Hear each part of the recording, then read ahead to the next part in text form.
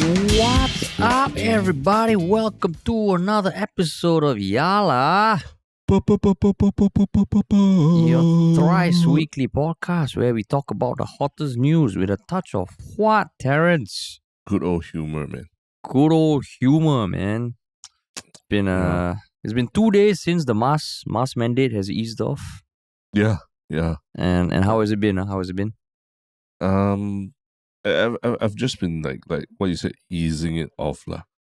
So I'm not so like previously. I was like very scared that people would be staring at me and all that in restaurants and all. I still wear my mask. I still bring my mask around. But I'm just like okay. I'm a bit more chill about it. I'll still put on my mask when I can remember to. But yeah, it's been an easing off lah. I would say it wasn't just like there wasn't Freedom Day for me. How about you? I would say, where I don't need to wear masks, I don't. But I do feel like today a few times I entered the lift when we were going to our office, and there were both times everyone else was wearing a mask except me. Yeah. So then I'm like, the only time where I wear a mask when I technically don't need to is if I get a ride share or something. I would just wear the mask because I don't know. I don't. Maybe in future I might ask the driver if he's okay if I took off the mask. But I think now, especially seeing articles of like drivers sharing that they are worried that people not wearing the mask might become the norm. That's the only exception. Everywhere else I don't need to wear. I don't fucking wear a mask. So you only seek consent. You only seek consent in that I situation. Only seek consent. What do you mean? I only seek consent. That's a very loaded question. No? Just trying to catch you. Just trying to catch you with a funny analogy. I always seek consent. I always seek consent. Before you take it off lah. Yeah, before I take it off. Hey, Darren, get your mind out of the gutter lah. Can't help it, man. What? It's like record late at night, only get all these dirty ideas. It's not dirty. It's you who are inserting the dirty. Anyway, but yeah. We are recording at 11 p.m. Yeah. Yeah, we are recording late today, but it was almost like we just knew we had to record something. We just had to. Yeah, this was one of those days where we didn't even need to debate the first topic because we were like, we have to talk about this. Yeah. There's no other way.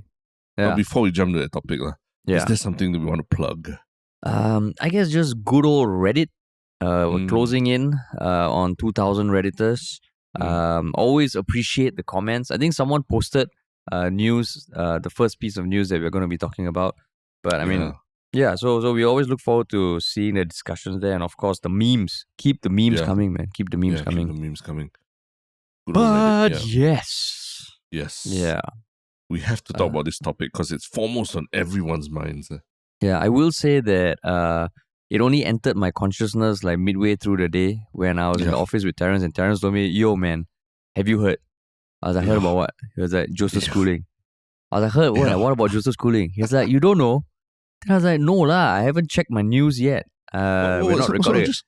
So basically, another situation where like this, this guy who does a huge current affairs podcast in Singapore. Yeah. Like half the day has gone by and he still doesn't know like what everyone is talking about in current affairs. Were we supposed to record a podcast in the afternoon, Terrence? No, but in general, we're supposed to record podcast sometime today. Yeah. I get my news in bursts. Okay. I get my news in bursts. I don't need the always on like every latest piece of news I need to get it. No. I don't. I check it periodically, and just so happened today, the first half of the day, we had some other stuff to take care of. I didn't check the news. Didn't check the news. Okay. But then when I read it, I was like, oh my God. But just curious, what when I told you there was some big news about Joseph Schooling, what was the first thing in your mind that you imagined it was? Okay, so you were kind of like, you had this, a look that, okay, some shit just went down, right? That this is big news, and not the like, oh my God, he won another medal kind.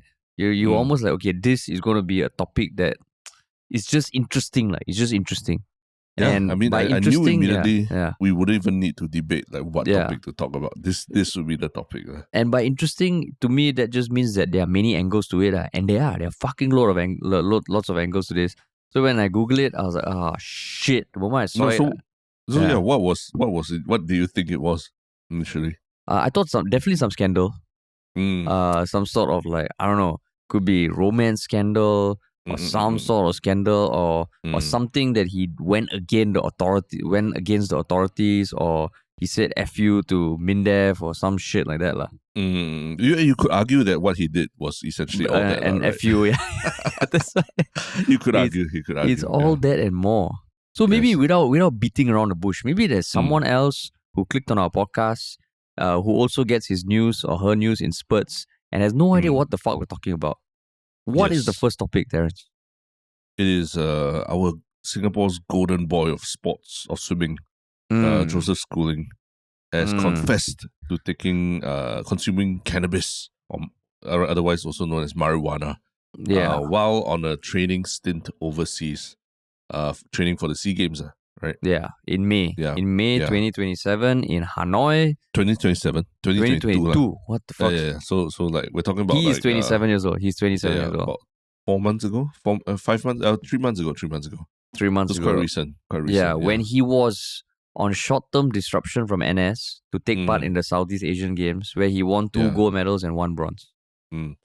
So I think there are some people who may not understand. I mean, you know Singapore is very strict on. They might know Singapore is very strict on drug laws, but why is this still a big deal? Even though he took it overseas, right?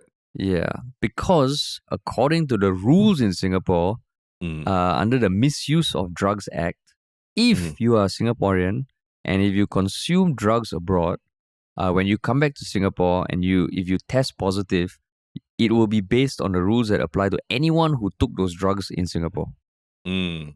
So basically what Singapore is saying, we don't give a fuck where you smoke your drugs or inhale your drugs. If you are in Singapore, if you test positive, all of you are going to get the same punishment. There's no difference. Even if you took the drugs in Amsterdam, where it is legal, you would be like tried as a drug abuser in Singapore. So, and the other wrinkle, but there's another wrinkle as well, right? Is that he is actually in the midst of his national service. Yeah. And which is mandatory for all Singaporeans. And he has deferred his national service because he is, after all, our gold medal winner from the Olympics. Yeah. So he's deferred to compete and train for competitions. But technically, he is still considered under the jurisdiction of MINDEF, right? Yeah, exactly. All he has is disrupted his NS. It's not that he is not doing his NS, right? Yeah. So that's the tricky part, because okay, so I mean, just to give a recap, is that he was on short-term disruption to train.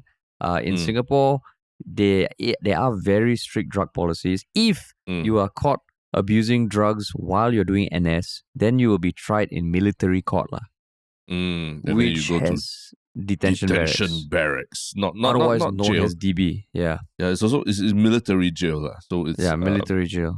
I mean, we've heard stories and I mean, in my estimation, it sounds a lot worse than normal jail, right? Yeah, that's what we've heard firsthand from someone who did go to DB. And he did tell us some stories, and we're like, oh shit.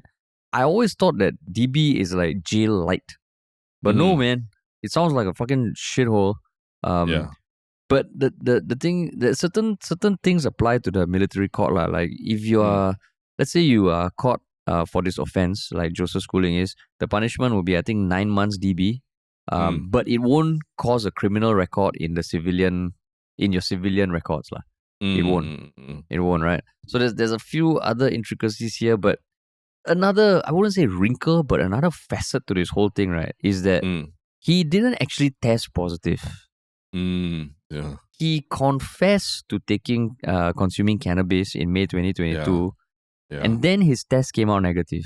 And then he's been put on a supervised urine test regime for 6 months, which just means that he will be tested regularly. But the downside is all his disruption privileges, his stuff, his leave allotment from MINDEF, because he is such an elite athlete, has been taken away, and he cannot train for the next 6 months during this regime, which means that likely he will not be able to compete in the Asian Games next year and the SEA Games as well. I thought SEA Games is every 2 years. I think the event extends to that, right? his national service extends all the way there. La. Oh, because it will be extended. I see. Yeah. You mean, but these 6 months would still count towards his NS, right? I'm not sure, but what I've just been reading is that the SEA Games, his SEA Games stint will be affected. La. Yeah. So it's just like, wow. And of course, there's been countless news articles around it. And even I feel that why are there so many news articles? But as I say that, I also realize that we ourselves are creating a piece of news by recording this podcast about it. Because it is like, okay, so when you saw the news, right? What was your first... just to correct, it's the next SEA Games is actually in 2023. Oh. So it's even... It's the backlog from COVID, Probably, that's my guess. There probably was a 2021 edition that got pushed to 2022. La. Yeah. Oh, I see. Yeah, oh, correct. Okay. That's the case. That's why Joseph Schooling also had to wait almost like a whole year to be able to compete. Oh, I see. Yeah, so Asian Games and SEA Games next year. But what was your first thought when you saw the article? When you saw the articles, when you Googled Joseph Schooling? I mean, the article came in through, I think, one of your feeds. One of the feeds. But can I say I'm not surprised at all? I remember Michael Phelps. Michael Phelps himself, like, I think he was caught with like a bong, once on camera at a party after he won the record haul at the Beijing Olympics. The nine goals. Yeah, so I'm like, I mean, this guy is a freaking Olympian, gold medalist, everything, and he was just, I mean, Michael Phelps was just chilling out and doing what a lot of people his age do in school in the US. People his age in the US, that's what they do, right? At parties and all. Yeah. So it's because, I mean, I'm sure training and being an athlete, a national athlete, a gold medal winning athlete, right, probably comes with a lot of stresses, a lot of challenges, and probably this is part of the way that he thought he could R&R, rest and relax. But I mean, no, I'm not advocating or saying that that's what he did was right, but I'm just explaining how he might have come to the situation where there was a recreational drug available for his use, and he decided to just partake in it. So you're saying you're not surprised that this happened because, I mean, elite athletes undergo so much stress that of course they need to de-stress. Yeah. And I mean, I think at the level of like competition and all that, it might come in the form of drug use, but it can come in other ways as well. I mentioned. Remember, everyone's favorite basketball idol Michael Jordan had a huge gambling addiction, right? The very well documented gambling addiction, and that's just probably part of the competitive nature that he has now. It fuels other kinds of vices in these athletes' lives. So I mean, surprise, this athlete has also has his own demons and his own vices. You see it in a lot of elite athletes and those who have risen to stardom, through the athletic endeavors, endeavors, yeah. But I think even that is a statement that is a bit of extrapolation, right? Because it might just be a one-off thing, right? It might just be a one-off thing. It's not say it's an addiction or a vice. Which is why my first reaction when I saw the headlines was like, fuck. Not because I find it surprising. It's just that this, or at least I know that this is one of those things that is almost non-negotiable in Singapore. And previously, when he had to be enlisted for NS, I think everyone had the hope, and it was warranted hope, because it did come true that he will get deferred to train for his dream and to bring success to Singapore. But when I saw Joseph Schooling cannabis, right, I'm like, okay, this is fucked. There's no way that the SAF or the authorities can back down if he does test positive. Because if he gets some sort of pardon or leniency, that would be elitism to the max, right? Is there really no way? I mean, you've heard of how in Korea and South Korea, big K-pop stars, they get special treatment in the military. Even if they, in the special treatment in the military is fine. But after you break a law, much less the drug law, in Singapore, wow, I think it's going to be fucking hard, man. And you can imagine the authorities doubling down and not kowtowing specifically because they cannot be seen as an institution with double standards or an institution that condones acts like this just because the accused is someone famous. Which is why it's damn sad. It's fucking sad. I mean, it's okay. Let's say even if you're like, let's say you're the Minister of Defense right now, right? Yeah. And even if you want to be seen, you want to help Joseph Schooling, maybe let's assume that it was a momentary lapse in judgment, right? It's a one-off thing, and you want to forgive this guy because he's done so much for the Singapore sporting history and fraternity. Yeah. It's like, how do you even put that into practice? Like, how do you get, how do you even PR your way out of like giving him a chance, right? Yeah. Everyone is watching you to see whether you apply the same standards of punishment to him as you would anyone else who's caught taking drugs in the SAF. So it's like everyone's eyes are on you as a Minister, of Defense and all. So you can't be seen to flinch. If not, like you said, charges of elitism, of like of favoring, the elites in our society will just come and haunt you until election day. Yeah. So that's why it's damn tricky. I mean, there's been a whole range of reactions, a shit ton of news articles. Like today, CNA Straits Times, all I have 7 articles on Joseph Schooling each. They talk about the timeline, and then even Straits Times has this weirdly titled article for subscribers only. Joseph Schooling, a hero has foolishly tripped. Let's pick him up.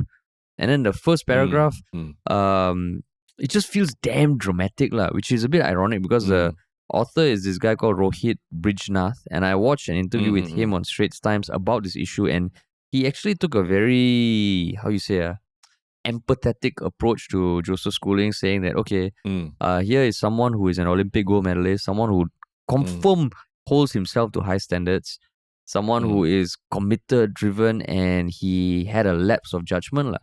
But then also thinking about the stress that elite athletes face. Joseph Schooling lost his dad last November 2021. He's had a rocky patch of performance. So he was going through a lot of stuff. And this guy's question, Rohit, was basically, how did someone at the peak of his powers in 2016, like what were the circumstances maybe that were out of his control that led to this? So I just thought, I was like, oh, okay, that's an interesting way of looking at it. But then, by and large, I think generally people are like, okay, there's no one calling for pardon. Have you seen anyone calling for pardon? I mean, a lot of people are pointing out that the law itself seems overreaching.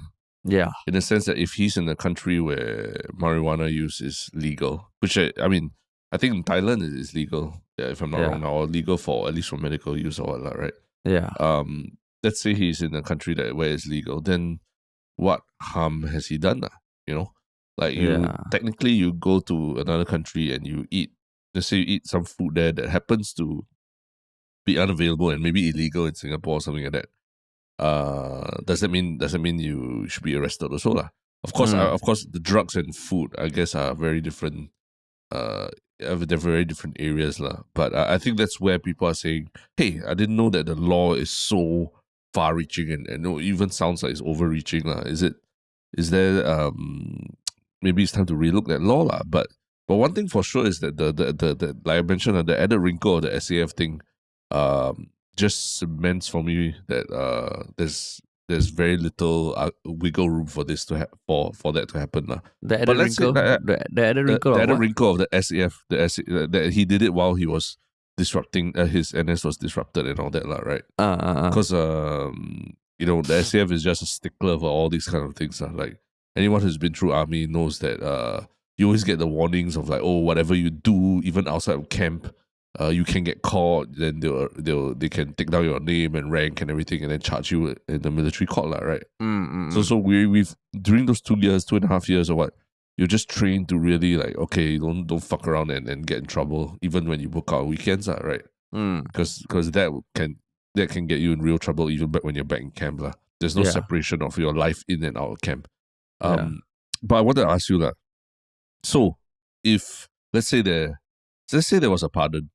Let's say, I mean, against everything that we are speculating, let's say they just say, okay, this guy, because he is our gold medal wonder boy and everything, there is a pardon. Would you personally approve of that? I would say no. Yeah. You are the draconian. You are draconian. Team, you are team down with schooling. Is there a team down with schooling? No. I'm just saying it's just that okay. I totally don't agree with the law. I totally don't agree that okay, if you partake in such substances abroad, you come back to Singapore, it just feels like then the whole thing, you're subject to the jurisdiction of just the country you're in and outside and blah, that all falls to pieces. But then until the law gets changed, it should be a law that applies to everyone regardless of race, language, or religion, or fame, or number of Olympic medals. So if he gets a pardon, right, then it really does feel like, then what's the message that he's sending out? If you achieve a lot, then okay, rules don't apply to you. And even though that might be true in the world, even though that might be true like in the background, I don't think it's something that can be in front But what about you? Let's say Halima comes to you. Hey, Terence, just checking, Terence. Seeking my advice. Yeah, that's just checking. I'm thinking of pardoning Joseph. What do you think? I mean, I get your point about the law having to apply equally for everyone. But at the same time, what we have in front of us is a generational talent, is it? Yes, he's a once in a lifetime talent. And there's a very limited window on his success, right? Like this, I mean, he's 27 years old now. He has talked about maybe even retiring from professional swimming. Maybe even the SEA Games or the Asian Games could have been his last hurrah already, and now we are taking him away from the opportunity. Not saying that it's an opportunity. I'm not even talking about it as an opportunity for him. We're taking away from the opportunity that Singapore has one big last hurrah at the next SEA Games with our wonder boy Joseph Schooling, And I mean, technically I'm just thinking like, if there was some kind of pardon to be set in place, right? Could it be a more contained kind of pardon where it's like, okay, maybe we will still allow you to just get through to compete in the next SEA Games and the next Asian Games. Then after that, we will punish you, or the same punishment that's applied to anyone else will be applied to you. So he has a running tab, right? Then correct, 10 years' time, he just serves all his offenses. It's like you can defer NS, then why don't you defer DB also? Defer the DB punishment also. Defer DB, yeah. Defer the detention barracks, yeah. It's like, I mean, at the end of the day, like, they're going to have to investigate. They're going to have to charge him in military and everything. And all that is a long process also, right? It's not, it won't be immediate. Apparently, Sports SG is going to look in detail at the events that led up to him taking cannabis. Yeah. I would still say no. Why? Because then you're kind of placing that much weight on this once in a lifetime talent, which even if it's true, right? I don't think it's a good kind of practice that how you say that because you're talented in one area, then you can get away with breaking the law. Yeah, it just feels like, okay, the law, then if you've got all these rules, right, then suddenly in future, if you make above $5 million a year, or if you start a company that is a unicorn, you also can smoke drugs. Just one. You get one pass. You get one pass a year. Wake up and welcome to the real world. That is how the world operates. Man. That exactly. is how the world operates. So that is how the world operates, and I hate it. But that's how the world operates, like in the background, in the underbellies, in I don't know, above the elite skies. But Yeah, for something you know how like you know how naive you sounded when you were saying that just now. Oh, as if you will get away No. if you're a unicorn or No. founder of a unicorn, you make $5 million. I'm like, dude, that No. is life, man. Of That is life. course, Terrence. Of course, I know that's fucking life, dude. Of course, life is unfair, and of course, I know that kind of shit happens. But I'm saying, on paper, that kind of stuff cannot be allowed, lah. Of course, people break rules every day. I jaywalk so much, even though that I know, like, by right, I shouldn't, lah. But I would never say, okay, the rule for jaywalking should apply only sometimes. Cannot, lah. But you mean Correct, what for you, if you had to answer that, you would pardon him? I mean, that's what I'm saying. I wouldn't, if I was the president or that, I might look at, is there a way that we make sure that he still gets punished, still be put on a drug-free regimen and everything, but can train. Still, compete and represent Singapore at least for the next 1-2 years, lah. Really? You would think that? I mean, because that's already loosening the rules, what? You're already changing the rules for this specific individual. Yeah, correct. But like what I've been illustrating is that there's there's a lot of shenanigans that go on, where a lot of people get away with a lot of different things already, right? And if there's some overall net benefit to society of another Singaporean winning a gold medal and making us all feel proud and all that, that might actually be, to me, in terms of utility, more useful than sending him to prison just to send a message and all that, So I just looking at it from quite a utilitarian perspective and knowing that the impact of someone like this generational talent can have on society, compared to anyone else, for that matter. I mean, in our history, first ever gold medal in our history of Singapore. Yeah. But I don't think it's going to be the last. So that's where, of course, So that's where I would still say wholeheartedly no, because I think the moment it becomes this sort of like,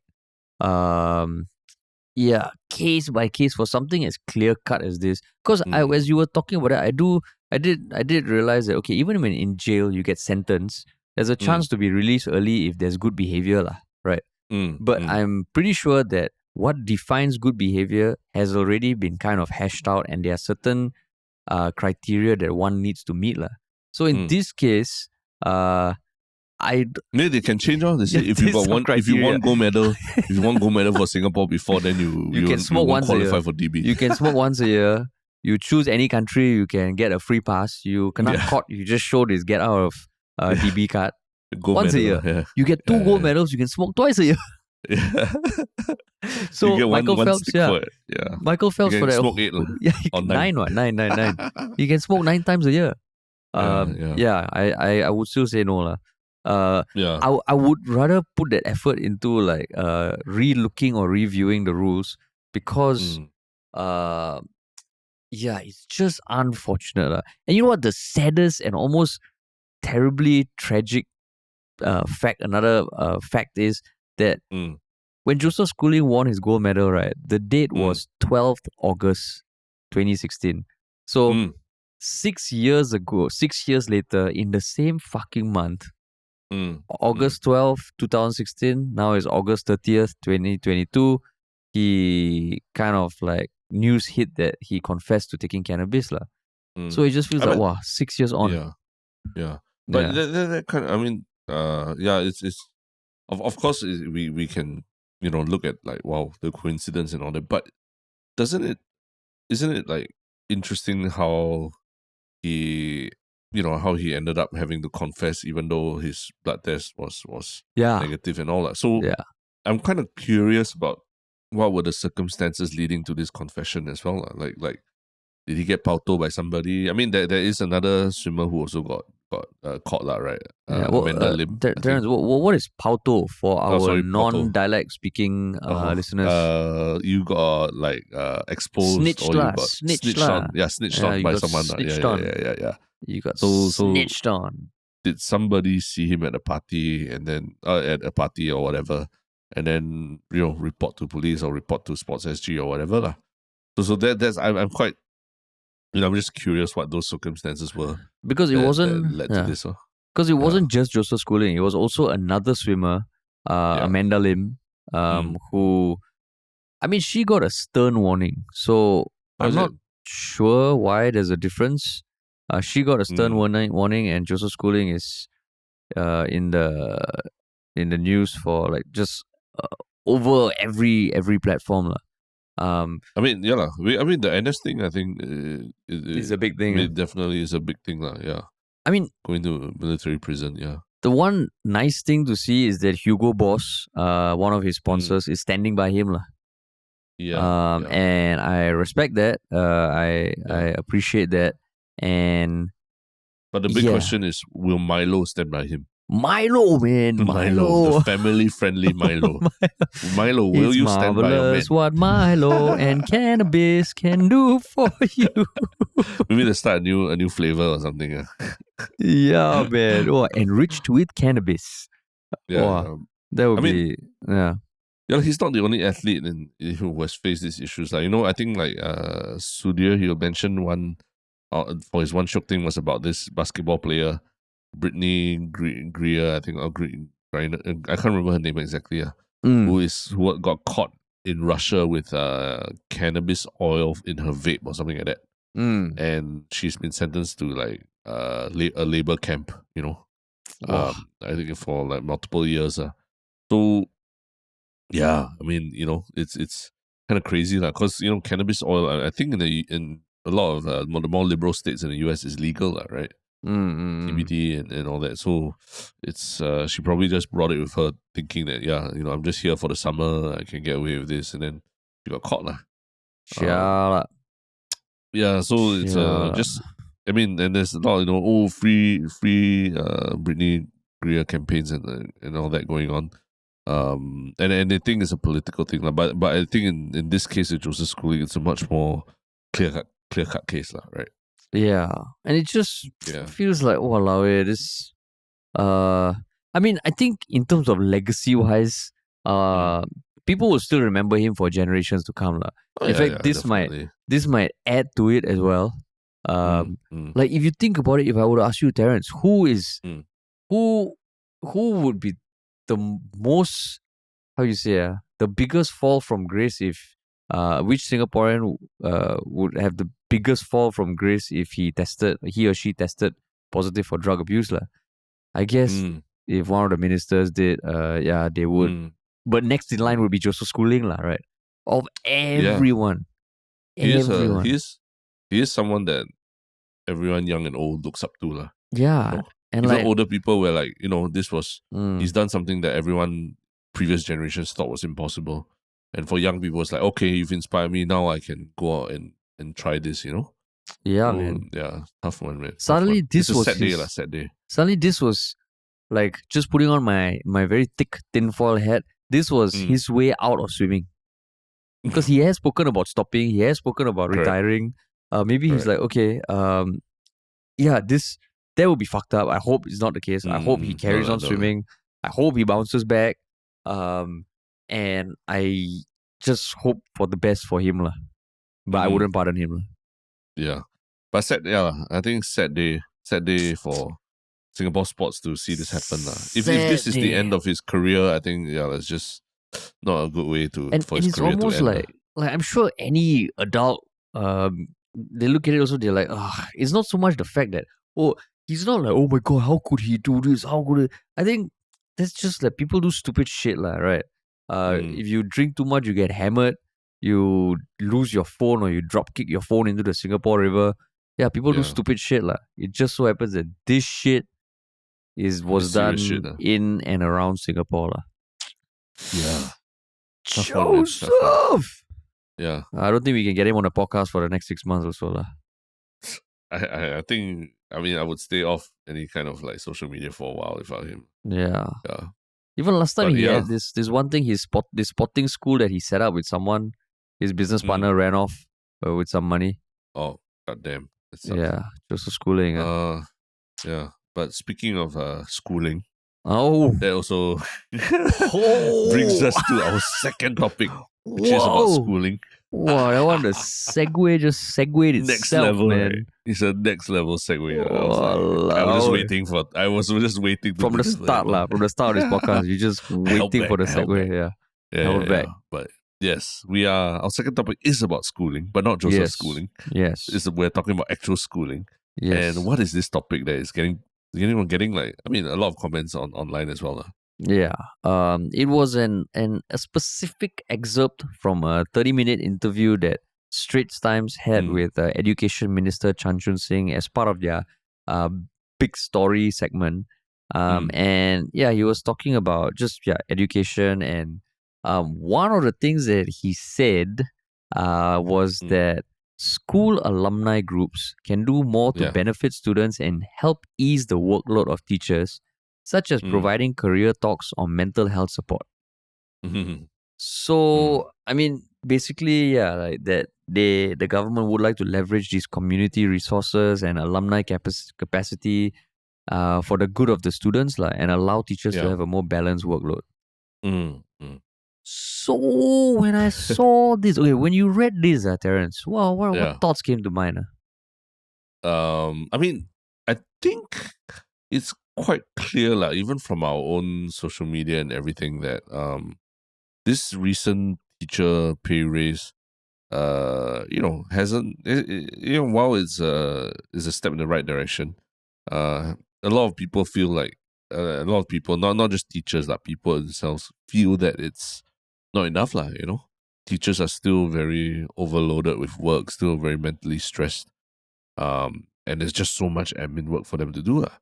So when I saw this headline, I'm like, and then I saw that he was thinking about getting alumni to come in and do, give talks on career or mental health awareness and things like that.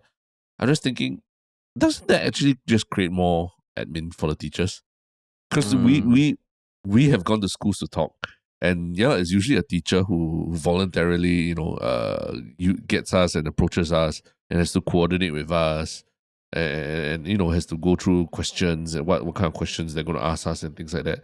So it's a fair amount of work that goes into even just getting external people to come to the school, right? Yeah. So I'm like, how does this necessarily reduce the teacher's workload? Yeah. Right. So I mean, it almost feels like it was taken out of context because I think it's a ridiculous statement. But it wasn't, though. It wasn't. It wasn't taken out of context. It wasn't taken out of context. Yeah. So and I mean, like the thing is about, okay, getting school alumni to come and give career talks, that's one thing.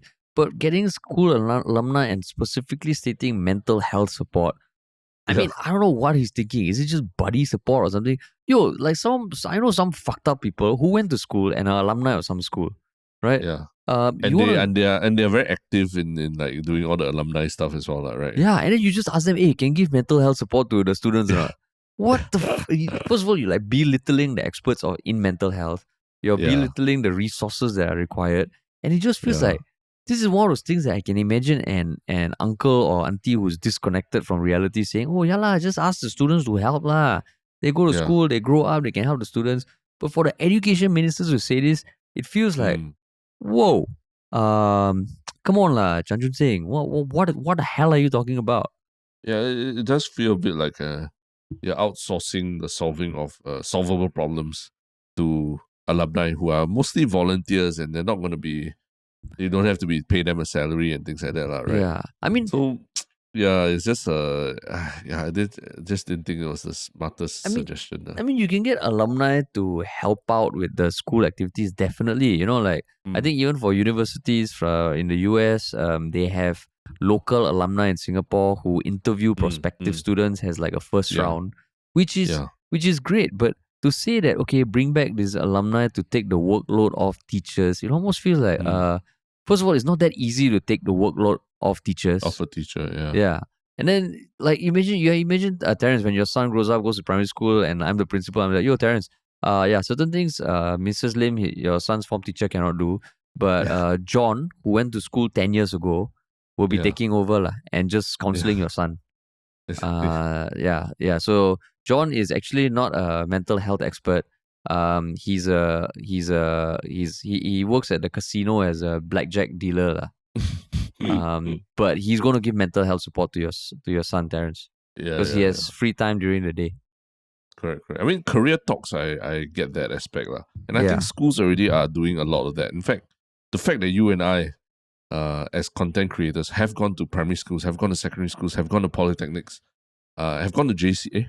Have we gone to JCs? Yeah, we've gone to JCs, right? Have we gone to JCs? Yeah, we have. Right? Is it? Have we? Our JC, alma mater has never. Oh yeah, correct. We went to JCs. Yeah, what the fuck? So primary shout out to secondary school. Yeah, SAJC, man. Yeah. So our alma mater hasn't called us back.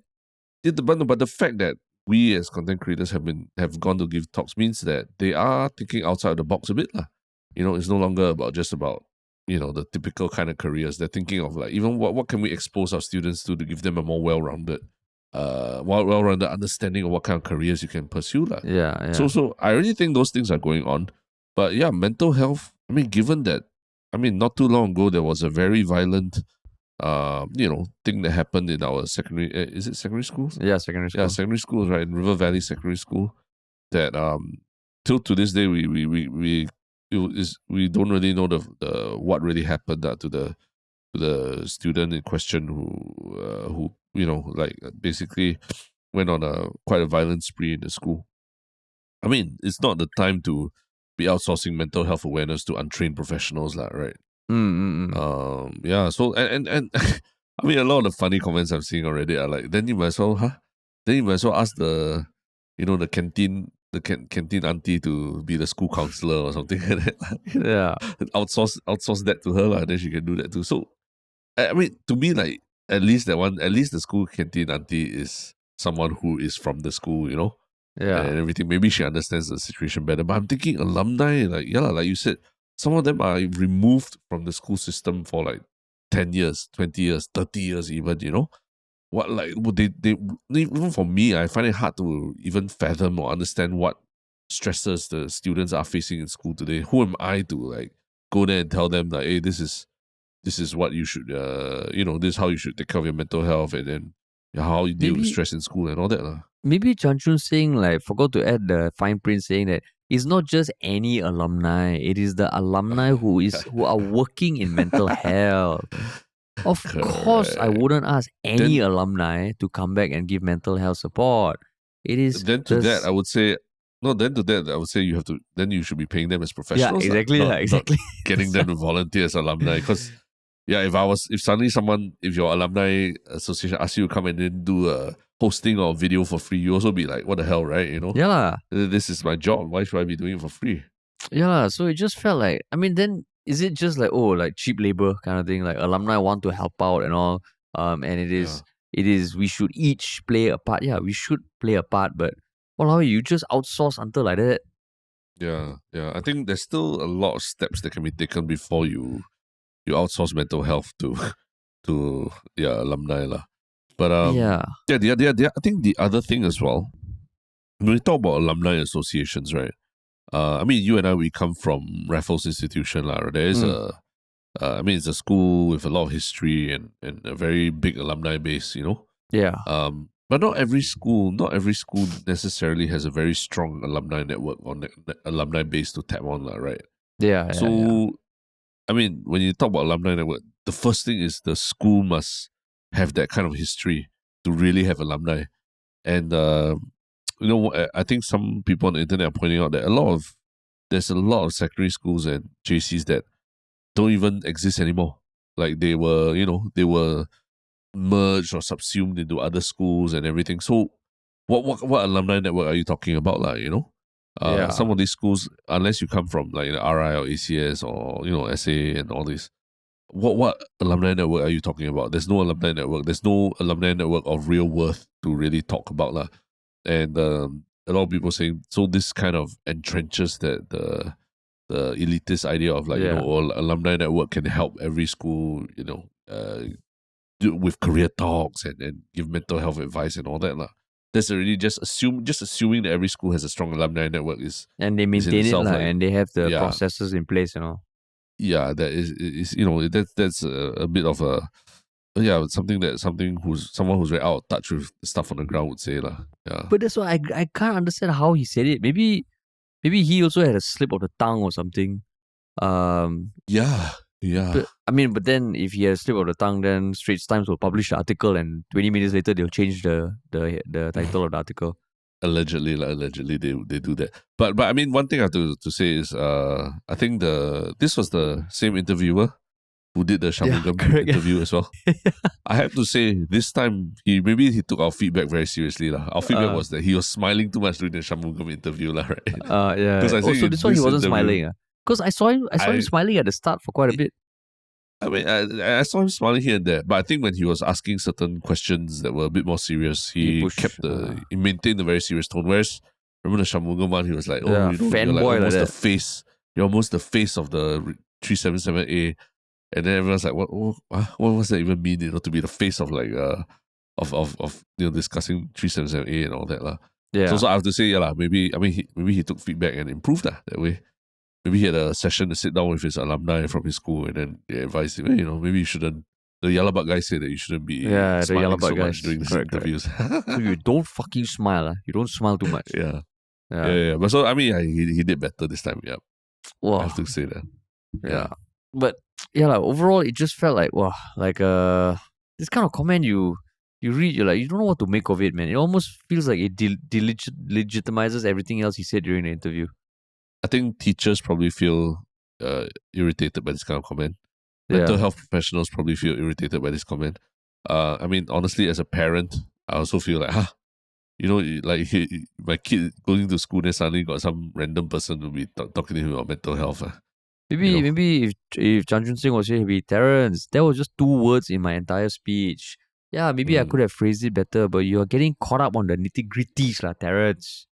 Well, that's what, I mean, as everyone says, that's what ministers have to do. They have to be caught up in the nitty-gritties. Yeah.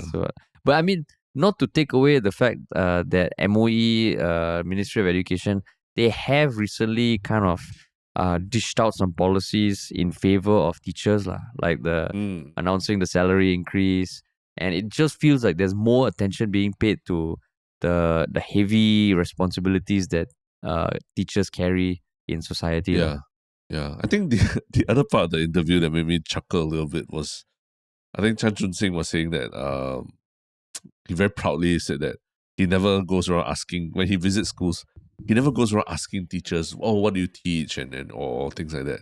He goes around and asks them, "What do you do outside in your free time?" And he wants to hear that the teacher is, learning things and doing karate because he's interested in it, or he or she is interested, and just having a very interesting life outside of school. And I'm like, half the time when I meet teacher friends, all they do in their free time is mark exam papers. Yeah, mark exam papers.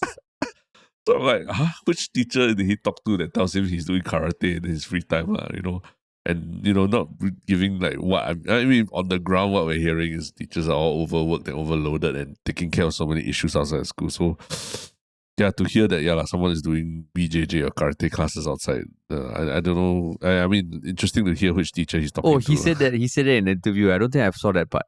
He said someone said BJJ or karate. No, he said he just asks teachers what they do outside for fun.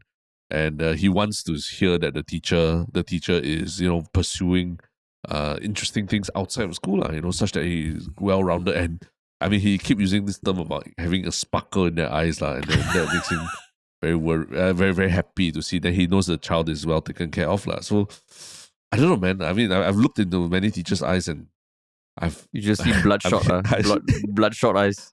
I see like dead embers of a once burning flame, the fire is just extinguished already. That's what happens when I look in teachers' eyes. If there are any teachers listening, and if by some chance you meet Chan Chun Sing in school and he asks you what you do in your free time, I hope you can be honest. Just be honest. If you are marking your whole fucking day, just be honest. Tell him, Mr. Chan, with all due respect, all my free time is spent marking papers. Yeah, correct. Marking papers, and maybe Chan Chun Sing will say, but as you mark those papers, do your eyes sparkle each time you give a check, a tick, when one of your students get it right? Is there a sparkle in your eye? And then I hope you can be honest also to tell him what you feel just by him asking that question. Yeah. Of course, there might be a teacher who really is a teacher who in his free time is pursuing karate.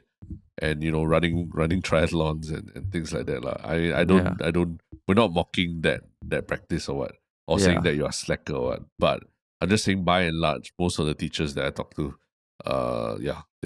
being overworked is a very, very, very big complaint that they have. Or maybe he does karate, but on his sparring partner's face, he puts like Chan Chun Sing's face, like a cutout. Yeah. Hey, don't come and advocate violence against a minister and everything. Sparring sparring partner, sparring is good for your health.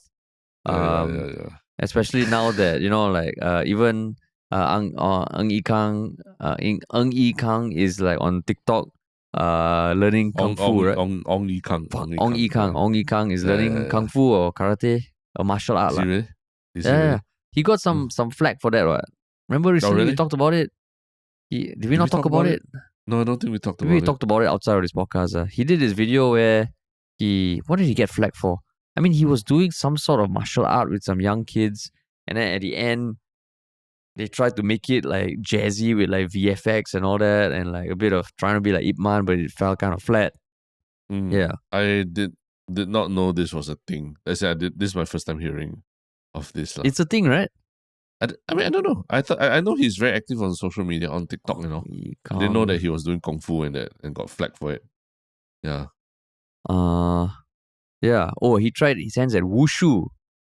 So it went viral for whatever reason. Then it got, I don't know, I guess it got generally quite positive, or maybe there wasn't backlash. Yeah, so he was doing wushu on his TikTok. Yeah, not everything must have backlash and for you to get outraged about. Terrence, you sound so naive. Oh, not everything has backlash. That is how the world works, Terrence. You put something out on the internet, there will be backlash. Okay? Even if you put a comment saying, please, let's end backlash, you will get backlash on that. Yeah. But I mean, this was another one of those post-NDR conversations, right? Those interviews post-NDR. And what's the amazing thing? We've managed to I think find something to talk about in almost every post-NDR interview so far, as in for our podcast, right? That's true. That's true. Yeah, Straits Times, CNA, keep them coming, man. Like and ministers, keep them coming as well, man. Keep them coming. Keep those little sound bites, give those little sound bites to talk about. Yeah. But yeah. Cool, man. Yeah, so just on to more positive things on this rather sad day. What is your one Shiok comment? The one Shiok comment, right? Let me pull it up. Do you have yours in front of you? Yes, I do actually. I think on episode 322 of our podcast, there were, we did talk about the issue of the St. Andrews secondary school student who threatened his teacher. And I think we did ask, people to give us stories of like where there were student-teacher confrontations and what were the worst things people saw. So, I think like a very thoughtful comment was from literally his username is his or her username is a thoughtful name. Saying that as an educator myself, I feel extremely riled up when I see students misbehaving. And it's not acceptable to misbehave and behave violently towards teachers at all, right? So, I mean, a thoughtful name is advocating that the child should not only be disciplined, but also receive psychological help by a professional. Not by alumni, not by alumni. He's suggesting here by professional, but he or she also agrees that with Harish that the teacher should just walk away and not engage, because scientifically speaking, the frontal cortex of the brain, which is largely responsible for reasoning, is not fully developed until your early to mid-20s. So I wouldn't even bother reasoning with a student when he's so emotionally charged. And it's an interesting comment because that's also something that I've learned recently, that this frontal cortex of the brain, which controls like emotions and everything, really only develops to its fullest potential in your 20s. Anyone below the age of 25, it's not worth getting into this kind of emotional arguments with them, because they're not able to process it. They're not able to process the emotions like fully grown adults can. Interesting. So interesting thought, and coming from an educator, I really enjoyed the comment too. Cool. Yeah. Okay, my one show comment is on the Yalabat episode 323 Okay. from Internet Lurker 96. It was in relation to my one shock thing which was the 30-day challenge by Ryan Trahan, the YouTuber. And the comment is regarding Ryan Trahan. I was sub to his channel for a while pre-COVID when he made more commentary content. Not a big fan of challenge type videos, but he liked his authentic humor. But basically, he said, glad to see a creator I was sub to before being featured in one Shiok Thing. And it just made me think like, if any listeners out there have things that they feel, it might be a one Shiok Thing for us to kind of like check out and all, just put it on our subreddit or message us on Instagram, man. Because right now, I think both Terrence and I get our potential one Shiok Things through various sources. And if there's just a couple more sources, yeah, why not, man? So Internet Lurker 96, if you're sub to any other creators that you think are pretty dope, just send them over, man. Yeah. Send them over. Cool. All right, now on to the one Shiok Thing. You want me to go first or? Sure. Yeah, my one Shiok Thing is this YouTube channel that I've just been watching a few videos of theirs recently. It's called Second Thought. I mean, it's not a small channel by any measure. It's got 1.32 million subscribers as you speak. But I just started. I mean, they do video essays that are talking about a lot about politics, but not in a very dry sense of talking about politicians and policies and things like that, but more about general ideas about politics and trying to do explainer videos and thought pieces about politics. So I think, for example, like some of the recent videos are like, can capitalism solve world hunger?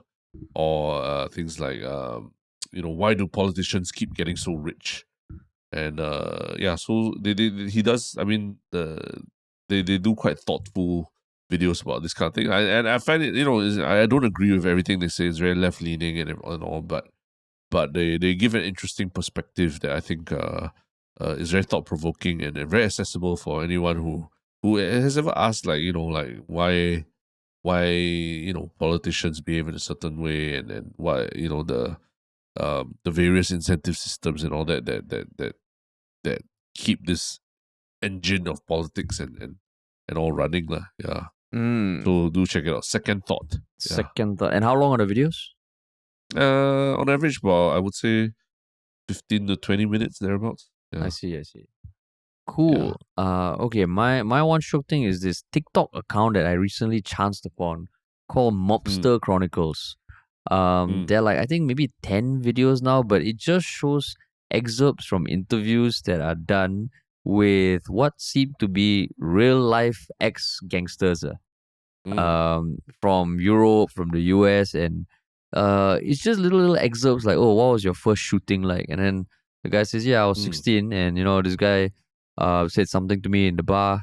I went to my car, I brought out Eddie, and Eddie was what I called my sawed-off shotgun, and I shot him in the head lah. And then the reporter says, wait, so did he die immediately? And he was like, no, I shot him in the head 13 times. He didn't have a head left. And it just says so straight-laced, right? Seriously. They're almost like villain characters from movies because they are so much larger than life lah, almost. So I don't know what the origin of this TikTok account is. I've tried to look on Reddit. It's just called Mobster Chronicles. It's definitely excerpts taken from longer form interviews. But holy shit, man. You listen to it, you're like, oh, fuck. Then you think about, they're all like older people. Then you think about what they were when they were young, right? Fucking hell, man. So you came across this from TikTok's recommendation? Just scrolling. In between all those thirsty videos, I just saw this. I was like, what is this old man talking about? Yeah. TikTok always makes me think like, why am I being recommended? Why? Some particular videos sometimes. Yeah, and it's fucking crazy. So I mean, I am going to try and find out where are the actual interviews from. So I don't know whether this is an account that is plagiarizing shit. I don't know whether it's kind of like just a shit posting account that's just stealing content. I hope it isn't, but the content is insane, man. Interesting. It is insane. Cool, man. All right. Ooh, that was a late night podcast. Going to end at 1 hour on the dot. Yeah, but cool. necessary. Yeah, it's one of those that we had to sit down and do it. Yeah, we had to sit down. Yeah. But cool, man. All Thanks right. for listening, everybody.